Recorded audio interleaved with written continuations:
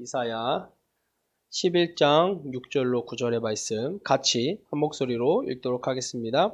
그때에 이리가 어린 양과 함께 살며 표범이 어린 염소와 함께 누우며 송아지와 어린 사자와 살진 짐승이 함께 있어 어린 아이에게 끌리며 암소와 곰이 함께 먹으며 그것들의 새끼가 함께 엎드리며 사자가 소처럼 풀을 먹을 것이며 젖먹는 아이가 독사의 구멍에서 장난하며 젖된 어린 아이가 독사의 굴에 손을 넣을 것이라.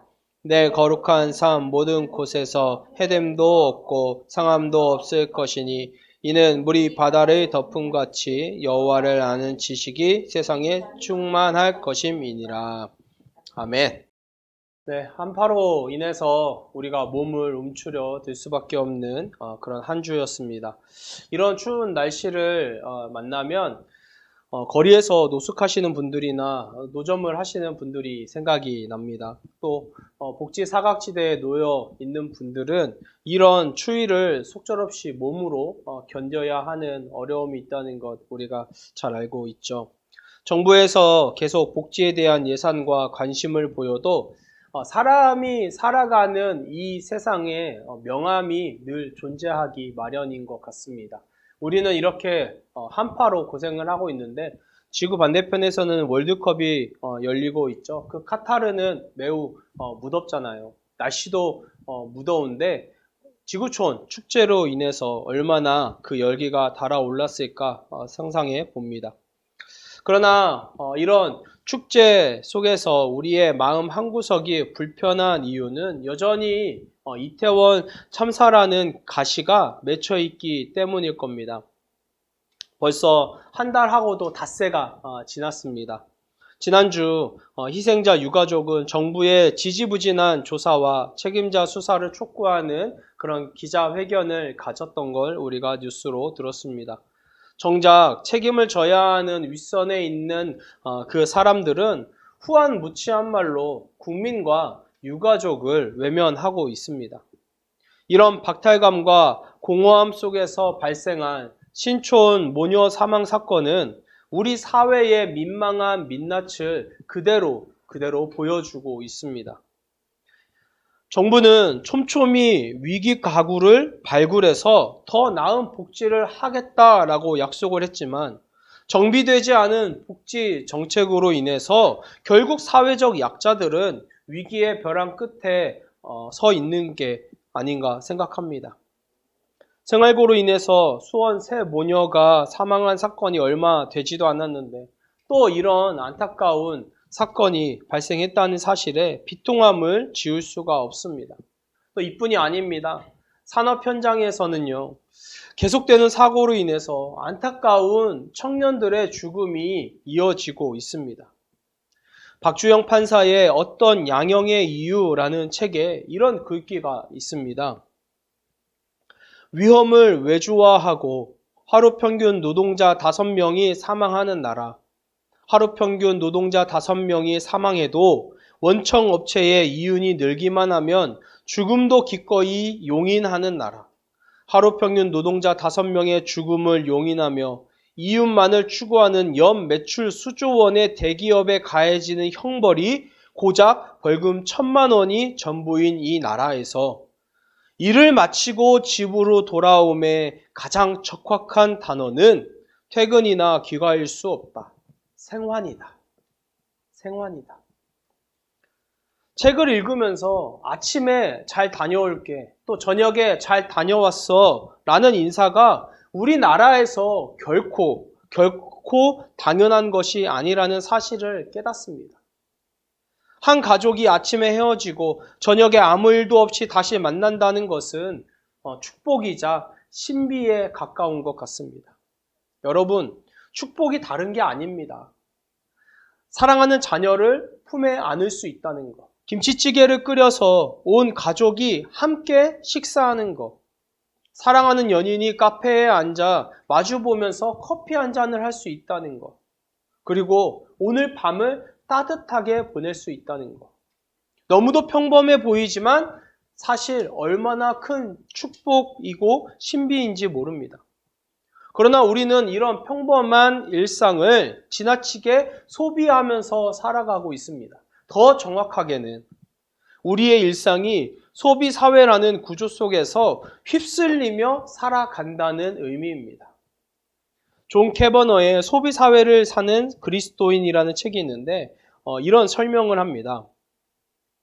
소비주의가 본격적인 철학과 생활 방식이 될 때, 소비주의가 본격적인 철학과 생활 방식이 될 때, 폭력을 통해서든 타락에 의해서든 모든 사회적 비인간화가 하나의 공통된 주제가 된다.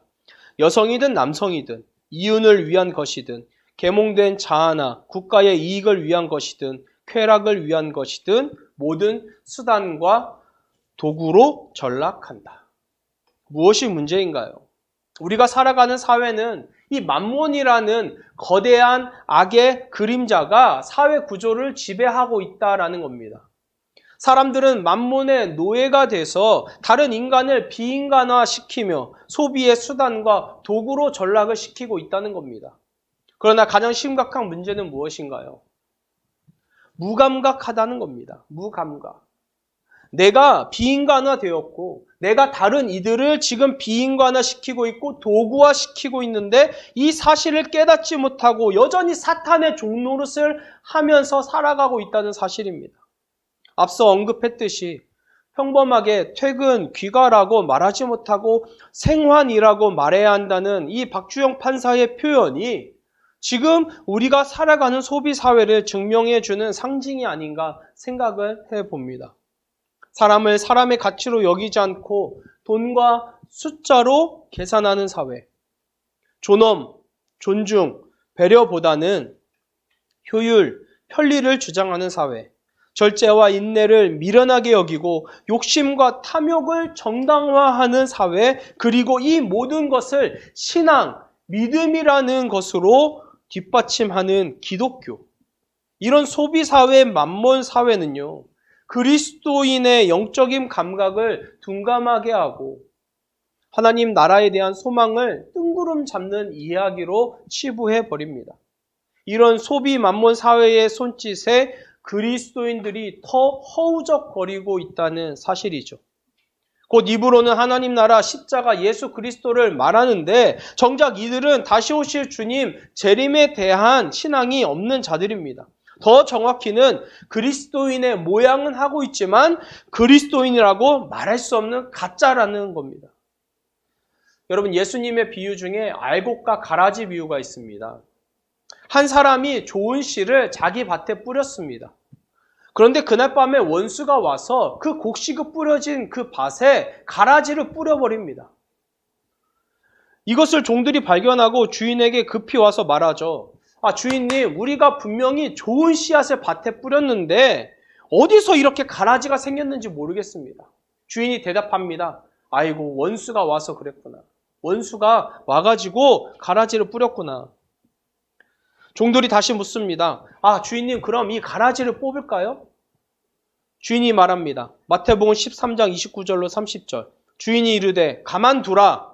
가라지를 뽑다가 곡식까지 뽑을까 염려하노라. 둘 다 추수 때까지 함께 자라게 두라. 추수 때에 내가 추수꾼들에게 말하기를 가라지는 먼저 거두어 불사르게 단으로 묶고 곡식은 모아 내 곡간에 넣으라 하리라. 여러분, 분명 좋은 그리스도인이 있습니다. 그런데 사탄은, 만몬은 계속 우리가 살아가는 이 일상에 가라지를 뿌려버린다는 겁니다. 가라지. 미혹하는 겁니다. 죄의 씨앗을 심는 겁니다. 보기에는 화려하고 그럴싸하지만 실상 껍데기에 불과한 것들로 자랑합니다. 여러분, 가라지를 조심하세요. 가라지를 조심해야 합니다. 무감각하고 무지한 자들, 분별의 지혜가 없는 자들, 기본적인 인격을 상실한 이들, 그래서 하나님의 말씀도 깨닫지 못하고 하나님의 음성도 듣지 못하고 반응하지도 못하는 어리석은 자들, 이런 자들이 가라지입니다. 지금 주님은 참고 계시죠. 참고 계십니다.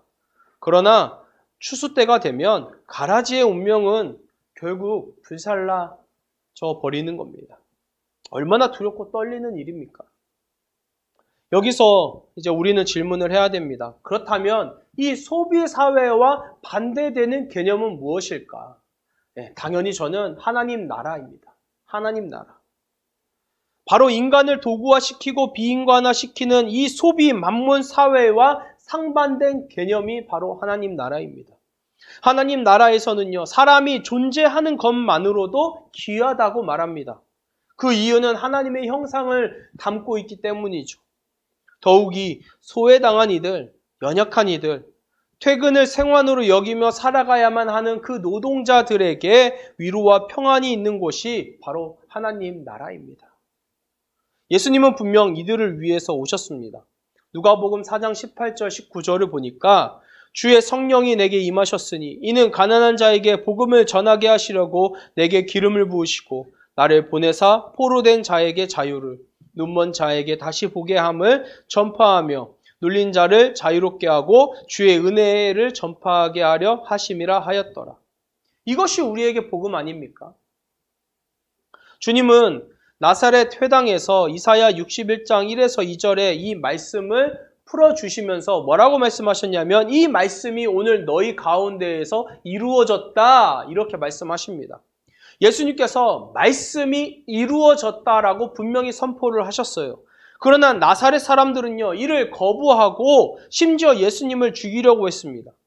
그들 스스로 하나님 나라와 상관없는 자가 되기로 선택을 한 겁니다. 가라지가 된 거죠, 가라지. 세상은 나사렛 사람들을요, 가난뱅이라고 불렀고 폭력과 억압을 당해도 되는 존재라고 여겼습니다. 그런데 아이러니하게도 그들에게, 이 나사렛 사람들에게 하나님 나라는 부조리한 세상보다 더 설득력이 없었던 것 같습니다. 자, 그러면 하나님 나라가 문제인가요? 하나님 나라를 전한 예수님이 문제입니까? 아니죠. 아닙니다. 문제는 바로 이 세상에 있고 세상의 가치에 이미 익숙해질 대로 익숙해져 버린 그 사람들에게 있다는 겁니다. 출애굽을 해가지고 목마르고 배가 고프다고 다시 애굽으로 돌아가겠다라고 그렇게 아우성을 쳤던 그들의 조상의 그 미련함과 다를 바가 없습니다. 예수님은 그들에게 미련을 두지 않으셨습니다. 엄밀히 말하면 주님께서 추수할 때까지 보류하신 겁니다. 심판을 아버지께 맡긴 거죠. 구약에서는 어떻습니까? 구약의 이사야 선지자 역시 하나님 나라에 대한 비전을 보았습니다. 그가 본 하나님 나라의 핵심은 평화입니다. 평화. 오늘 우리가 읽은 말씀인데요. 이사야 11장 6절로 9절. 그때에 이리가 어린 양과 함께 살며 표범이 어린 염소와 함께 누우며 송아지와 어린 사자와 살진 짐승이 함께 있어 어린 아이에게 끌리며 암소와 곰이 함께 먹으며 그것들의 새끼가 함께 엎드리며 사자가 소처럼 풀을 먹을 것이며 젖먹는 아이가 독사의 구멍에서 장난하며 젖된 어린 아이가 독사의 굴에 손을 넣을 것이라. 내 거룩한 산 모든 곳에서 해됨도 없고 상함도 없을 것이니 이는 물이 바다를 덮음같이 여호와를 아는 지식이 세상에 충만할 것임이라. 도저히 우리의 상식으로는 상상할 수 없는 모습입니다. 6절에 보니까 그때에 라고 시작을 하죠. 언제입니까? 여호와의 영이 임한 새로운 다윗, 새로운 왕이 등장해서 공의로 이 세상을 다스릴 때죠. 이때야 비로소 왜곡되고 뒤틀렸던 세상의 질서가 올바로 세워진다라는 겁니다. 소비 만몬 사회가 구조적으로 약육강식, 빈익빈 부익부를 생산하고 정당화했다면 새로운 질서에서는 그 구조가 처참히 무너질 겁니다. 이리가 어린 양과 함께 살고 표범이 어린 염소와 함께 눕고 송아지와 어린 사자와 살진 짐승이 어린 아이에게 이끌림을 당할 겁니다. 여러분, 이것이 힘의 전복이에요. 계급의 파괴입니다. 폭력과 억압의 멸망입니다. 어린 아이와 송아지, 사자, 살진 짐승이 어릴 적부터 함께 자라며 커서도 서로 죽이거나 위협하지 않고 함께 산다라는 거죠. 지금 2022년 대한민국의 상황에서 이런 말씀을 들으면은요, 헛된 꿈과 이상으로만 들립니다. 당연하죠. 아마 여러분도 그렇게 생각하실 수 있습니다. 지금의 대한민국에는 하나님 나라의 가치보다는 만mon이 주도권을 잡고 있기 때문입니다. 우리는 평화의 나라를 사는 것이 아니라 경쟁과 폭력, 억압의 사회를 살고 있기 때문이죠. 이런 구조에 너무 익숙해져서 이사야가 선포한 이 평화의 나라, 이 평화의 나라가 귀에 들어오지 않습니다. 그러나 여러분 분명히 기억하시기 바랍니다. 물이 바다를 덮음같이 여호와를 아는 지식이 온 세상에 충만하게 될 겁니다. 그리고 그날에 비로소 예수의 하나님 나라, 그리고 이사야 선지자가 목 놓아 외쳤던 그 평화의 나라가 도래할 겁니다. 이런 이사야의 메시지는 종말론적인 메시지입니다. 그러나 종말론적이라는 것은 먼 미래의 일이 아니라 하나님이 주실 새 날에 대한 것입니다. 우리가 기대하는 종말은 끝이 아니라 다시 시작이며 하나님의 영원에 참여하는 겁니다. 예수님은 이 땅에서 하나님 나라, 평화의 나라를 시작하셨습니다. 그래서 소외당하던 이들이 주님을 따랐던 것입니다. 폭력과 억압의 그 구조 속에서 가장 안전하고 평화로운 곳이 어디냐? 바로 예수 공동체였다는 겁니다. 예수님이 그들의 병을 고쳐주시고 귀신을 내쫓아 주신 것은 하나님 나라의 작은 파편에 불과합니다. 그것이 전부가 아니에요. 예수님께서 우리에게 다시 오실 것을 약속하시고 사명을 주시면서 도적 같은 재림의 때를 기다리라고 하신 이유는 오늘도 우리를 통해서 그 하나님 나라를 세워 나가시기 때문입니다. 예수님은 우리에게 하나님 나라의 거룩한 사명을 맡겨 주셨습니다. 비록 우리가 그 사명에 제대로 반응하며 살아가고 있지 못하지만 주님의 사명은 분명합니다. 여러분, 사명은 변하지 않습니다. 사라지지 않습니다. 설교를 시작하면서 나눴던 우리 사회의 부조리를 기억을 하실 겁니다.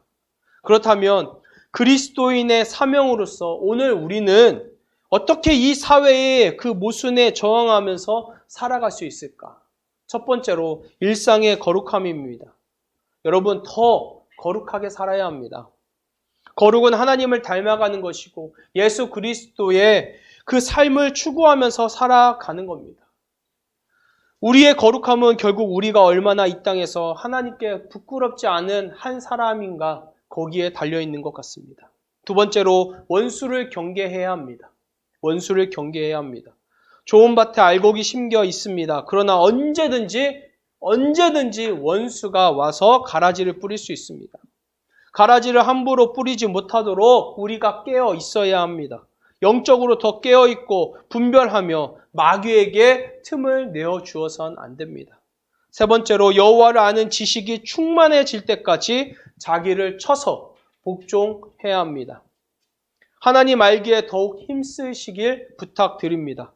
바울은 심지어 이런 고백을 하죠. 고린도전서 9장 27절 공동번역으로 읽어드립니다. 나는 내 몸을 사정없이 단련하여 언제나 민첩하게 움직일 수 있게 합니다. 이것은 내가 남들에게는 이기자고 외쳐놓고 나 자신이 실격자가 되지 않게 하려는 것입니다. 이해되시죠? 저도 마찬가지입니다. 제가 예수를 전하고 복음을 전하고 하나님 나라를 선포하는데 도리어 제가 실격자가 되지 않기 위해서 부단히 노력합니다. 저뿐인가요? 여러분도 마찬가지입니다. 여러분도 하나님 나라를 외치면서 훈련하지 않고 배우지 않으면 도리어 실격자가 될 수 있습니다. 마지막으로 우는 자들과 함께 울어주시기를 부탁드립니다. 여러분 주변에 고통을 겪고 있는 이들이 있다면 함께 시간을 보내주시고 이야기를 나누시고 함께 울어주시기를 부탁드립니다. 그리고 가장 중요한 것은 기도입니다. 기도. 여러분의 기도에 힘이 있고 능력이 있습니다.